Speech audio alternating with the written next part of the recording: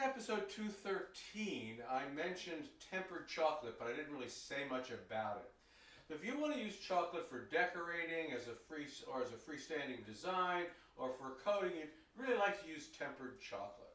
So the question is, how do you temper chocolate? So here's a technique that I learned from Chef Patrice Olivon, the founder of J'Aime Madeliene. I have these little chocolate wafers, or I can just take good chocolate and break it up into pieces. I'm using 66%, but you don't really have to. It really doesn't matter a whole lot.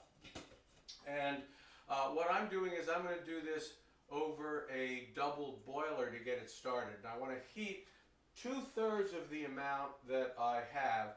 I'm going to heat that to 120 to 125 degrees Fahrenheit. I don't want to go over 130. Now I do it in a double boiler because I'm not overly confident about the ability to control the temperature closely enough, to keep it in that range and not have it just shoot over. If you're really confident, you can use it directly on a stove. So what I've done now is I've started this. I've got it over a double boiler that I brought to just below boiling. And I'm slowly going to heat this up. And I'm going to be patient. If this takes me 10 or 15 minutes to get there, I'm not going to worry about that. So when it gets to that point, I'll come back and I will show you what the next step is. Okay, so I've got it up to that temperature. I got it between 120 and 125. I'm going to take it off the heat now, and I'm going to add the other 1/3. I put 2/3 of the amount initially in there, and now I have the other 1/3. I'm going to put that in there, and I'm going to melt. And again, I'm going to monitor the temperature here. It's going to start coming down. That's what I want it to do.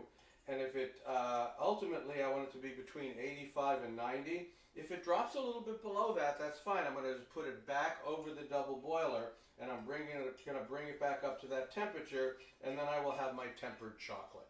So again, I'm being very patient doing this, and I may put it back over the warmth a little bit, and then take it off, and back and forth again until I get it to that right to that temperature.